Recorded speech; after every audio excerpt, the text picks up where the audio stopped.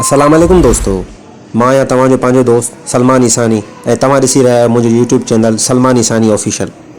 दोस्तों, अॼु असां ॻाल्हि ॿोल कंदासीं सिंध जे ॿीजल असां सभिनी जे हर दिलि अज़ीज़ फ़नकार सरमन सिंधी उर्फ़ रहमान मुग़ल जे बारे में। दोस्तों, सरमन सिंधी जो सॼो नालो ऐं असुलु नालो अब्दुर्रहमान वलद हयात अली मुग़ल हुयो।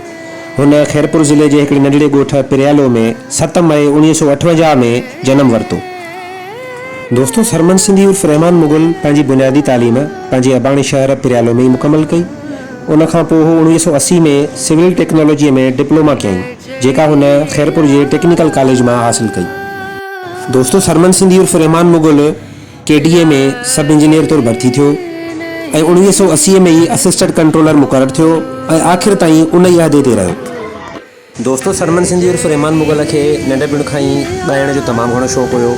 हुन कॉलेज जे दौर खां ई ॻाइणु शुरू कयो हुयो ऐं हू महफ़िलुनि में तमामु घणो ॻाईंदो हुयो। जंहिं बाद खेसि रेडियो ते कौसर बुरड़ो ऐं TV ते PTV ते समी बलोच आंदो। रेडियो पाकिस्तान खैरपुर तां संदसि लोरी कलाम मशहूरु थियो ऐं TV ते तुंहिंजी यादि जी वरी या वीर कलाम नशर थियो, जेको तमामु घणो मशहूरु ऐं सुपर हिट रहियो। दोस्तों, सरमन सिंधीअ राग जी बाक़ाइदा सिखिया ॻोठ में त लाला उज़ेर, जॾहिं त ॿियनि हंधनि ते शाहिद बज़मी, उस्ताद ज़फ़र अली ख़ान, ज़हूर ख़ान ऐं साईं बैदल मसरूर साहिब खां वरिती ऐं हू तक़रीबन सभु धुनूं पाण कंपोज़ कंदो हुयो। दोस्तों, सरमन सिंधी हमेशह ॾाढ जबर ऐं ज़ुल्म ख़िलाफ़ु ॻायो। जनरल ज़ियाव जे मार्शल लॉ वारे दौर में हुन जा कलाम तमामु घणा मशहूरु थींदा हुया। सरमन सिंधी पंहिंजी शाइरीअ में शेख हयाज़, मुश्ताक फुल, बैदर मसरूर ऐं ॿियनि केतिरनि ई बहितरीनु शाइरनि खे ॻायो। हुन खे सिंध जो विक्टर हारा ऐं राग जो राणो पिणु चयो वेंदो आहे। सरमन सिंधी साईं जेम्स सैद जो पको ऐं सचो आशिक़ पिणु हुयो ऐं हू हर साल साईं जेम्स सैद जी सालगिरह में पाबंदीअ सां शिरकत करे नौजवाननि में पंहिंजे राग ज़रिए जोश जाॻाईंदो हुयो। दोस्तों, सरमन सिंधी हिकु रोड एक्सीडेंट में शदीद ज़ख़्मी पिणु थियो हुयो ऐं कराची जे हिकु अस्पताल में खेसि टंग में लोही राड पिणु विधी वई हुई, पर तंहिं बावजूद बि हू पंहिंजे फ़न खे माण्हुनि अॻियां निर्वार करण खां न मुड़ो ऐं मुख़्तलिफ़ प्रोग्रामनि में ऐं शादियुनि में अहिड़ी सूरत हाल हूंदे बि परफॉर्म कंदो हुयो। सरमन सिंधीअ खे राग जो राणो इन करे ई न चयो वेंदो हुयो।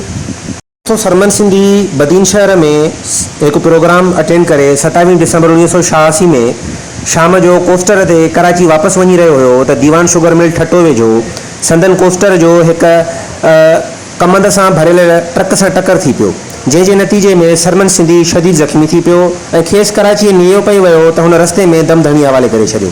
अहिड़े तरीक़े सिंध जो ॿीजल राग जो राणो ऐं सिंध जो विक्टर हारा असां खां 35 सालनि जी उमिरि में हमेशह लाइ विछड़ी वियो।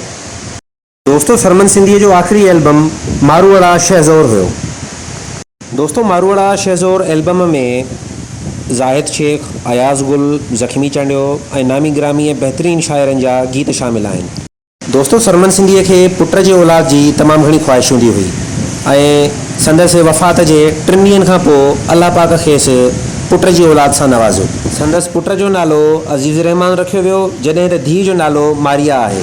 सरमन सिंधीअ जी आख़िरी आरामगाह खैरपुर ज़िले जे पिरियालो शहर में दोस्तों 1997 में सरमन सिंधी यादगार कमेटीअ पारां सिंध जो ॿीजल किताब पिणु छपायो वियो, जंहिंमें सरमन सिंधीअ बाबति मुख़्तलिफ़ शख़्सियतुनि जा राया, तजिया ऐं ख़्यालात शामिल हुआ। जॾहिं त नामियारे कंपेयर ऐं लेखक कौसर बिरड़ो पारां संदसि ते पिणु हिकु किताब शाया करायो वियो आहे। दोस्तों, सरमन सिंधी असांजी तारीख़ जो हिकु न विसरंदड़ ऐं सुनहरी बाब आहे। सरमन सिंधी असांजे दिलयुनि में हमेशह ज़िंदा रहंदो, पंहिंजे राग जे ज़रिए, पंहिंजे फ़न जे ज़रिए। दोस्तों, इन सां गॾु मूंखे ॾींदा इजाज़त। वीडियो पसंदि आयो हुजे त शेयर कंदा, लाइक कंदा ऐं चैनल खे सब्सक्राइब कंदा। महिरबानी।